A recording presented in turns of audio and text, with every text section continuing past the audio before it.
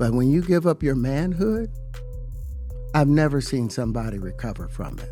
That was all the people that went to the puffy parties. That was all the people that did all those things thinking that there was never going to be a consequence for what they were doing. Got punked out and punked out by some greater desire. You shouldn't have a greater desire than being a man. Escape it though, like your name, for example, was mentioned in the Diddy case. Which was the most ridiculous thing ever. Because you barely know This is him, the right? most ridiculous thing ever. But again, welcome to being a celebrity. Said no. Puffy invited me for weeks, asking me to come and teach him how to, wanted me to be his acting coach for a while. Go there and he's sitting around just looking. I'm like, okay, what's the material you want to work on? He's just looking at me. Then next thing you know, okay, hey, will you help me?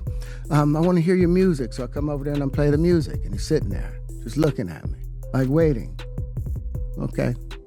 So then my assistant was like, he wants to hang out with you next week. And I was like, for what? He's like, I think he's trying to fuck you. That's what my assistant said. And I was like, oh. Terrence Howard just lit a match, and Cuba Gooding Jr. came sprinting in with gasoline. This wasn't some random Hollywood rumor. This was personal. This was explosive. This was the kind of scandal that makes careers vanish and secrets spill. In a single moment of raw honesty, Terrence Howard cracked open the door to a world many suspected existed, but no one dared to confirm. The underbelly of Hollywood, where power gets traded for silence, where success sometimes comes with a soul-shattering cost. And at the heart of that story was a name people hadn't said out loud in years, Cuba Gooding Jr. He didn't like what Terrence said, not one bit. And now he's pushing back. But the internet isn't buying the act anymore, because when you lay out the timeline, the lawsuits, the parties, the denials, the pictures, it paints a picture that even Cuba's strongest denials can't scrub away. It all began with an interview. A strange one, the kind that makes you lean forward and say, wait, did he just say that? Terrence Howard, known for his complicated takes and unpredictable interviews, finally decided to talk about what Hollywood really asks of men trying to make it to the top. He said the quiet part out loud, that behind the flashing lights and blockbuster deals, there's another game being played, a game that tests your limits. And that's when Diddy's name came up. Terrence claimed that the hip-hop mogul tried to pursue him relentlessly, inviting him over under the pretense of working on acting. But there were no scripts, no scenes to rehearse, just Diddy staring at him, making small talk, playing music, wanting to be close. At first, Terrence tried to be polite, confused, maybe flattered, but not suspicious. But over time, it got weirder, more persistent. His assistant even warned him, saying straight up, he's trying to get with you. Said no. Puffy invited me for weeks, asking me to come and teach him how to, wanted me to be his acting coach for a while. Go there and he's sitting around just looking. I'm like, okay, what's the material you want to work on? He's just looking at me. Then next thing you know, okay, hey, will you help me? I want to hear your music. So I come over there and I play the music. And he's sitting there just looking at me, like waiting. Okay. So then my assistant was like, he wants to hang out with you next week. And I was like, for what? He's like, I think he's trying to fuck you. That's what my assistant said. And I was like, oh. And that's when Terrence pulled away. He cut the connection, distanced himself completely. He said no. But in Hollywood, saying no doesn't come cheap. Terrence didn't stop there. He made it clear. This wasn't just about him. He hinted at an entire network of men who didn't say no. Men who, in his words, gave up their manhood, who traded self-respect for a spot at the table, who went to the puffy parties, did things they couldn't talk about, and never expected the world to find out. But when you give up your manhood, I've never seen somebody recover from it. That was all the people that went to the puffy parties. That was all the people that did all those things thinking that there was never going to be a consequence for what they were doing. Got punked out and punked out by some greater desire. You shouldn't have a greater desire than being a man. He didn't say their names, but he didn't have to. People online started digging, and fast. Old photos, old friendships, old rumors suddenly looked very different. And one name shot to the top of that list, Cuba Gooding Jr. His long history with Diddy, his sudden disappearance from Hollywood, his court cases, the accusations, the optics.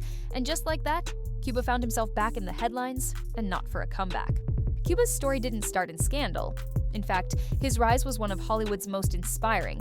In the 90s, he was electric. Boys in the Hood made him a star. Jerry Maguire made him a household name. When he screamed, "Show me the money," on stage at the Oscars, people believed he was just getting started. But he never reached those heights again. Instead, the roles got smaller, the headlines got uglier, allegations started piling up. Dozens of women accused him of inappropriate behavior. Some said he groped them at parties. Others said he forced himself on them in private settings.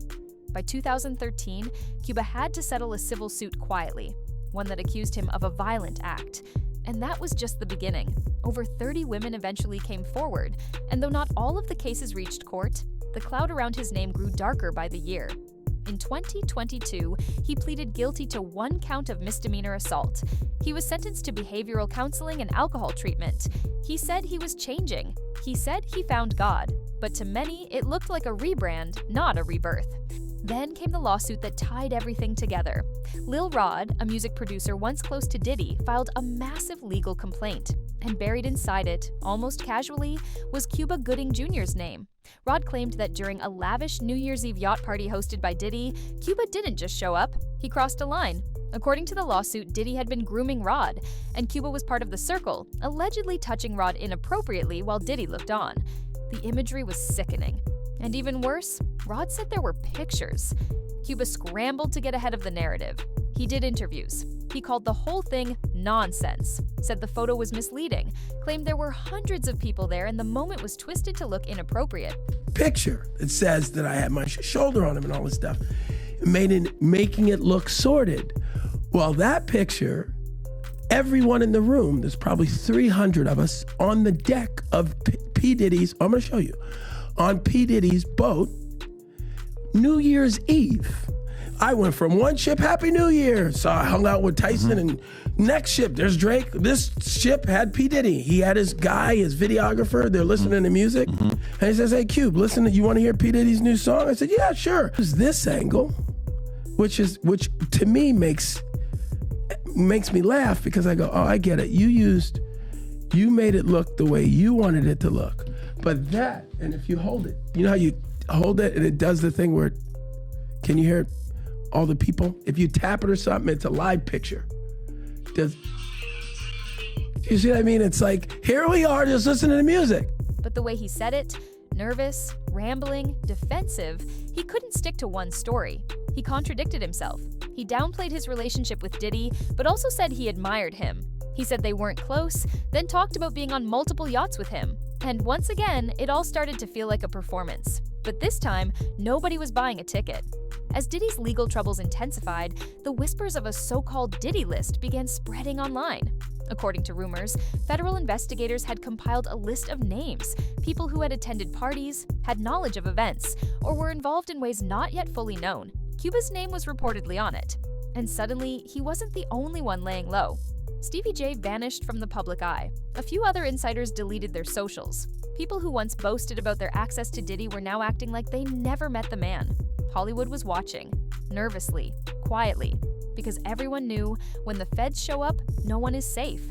And when men like Terrence Howard start talking, it only takes one truth bomb to blow everything wide open. Cuba didn't let it slide.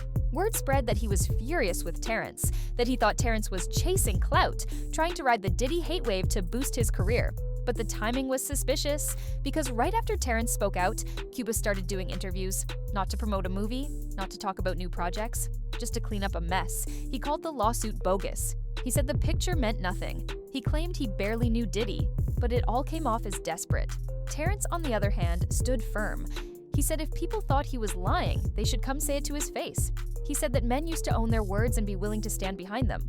He challenged everyone, Cuba included, to either speak their truth or stay silent forever. And that hit a nerve.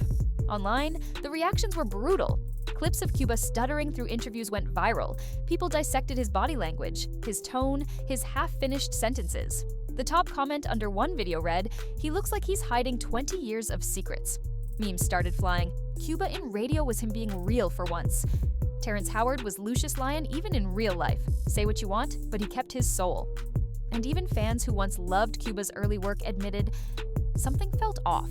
The timeline, the stories, the lawsuit, the photos, it all pointed in one direction, and it wasn't toward innocence. This story is far from over. Diddy's trial has only just begun. More lawsuits could drop at any moment. The list may be real, or it may be something darker, something strategic, designed to rattle cages. But here's the uncomfortable truth. Terrence Howard cracked open a conversation Hollywood was never ready to have. And in doing so, he forced people to take a hard look at who they've defended and why.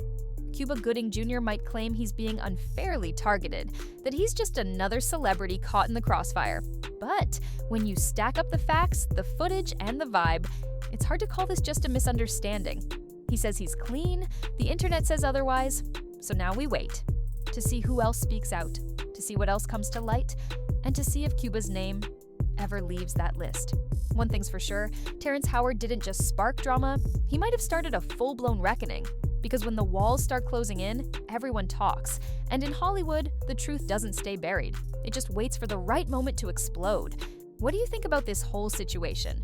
Is Cuba a victim of cancel culture, or has he finally been caught in the truth? Let us know in the comments. And as always, stay tuned.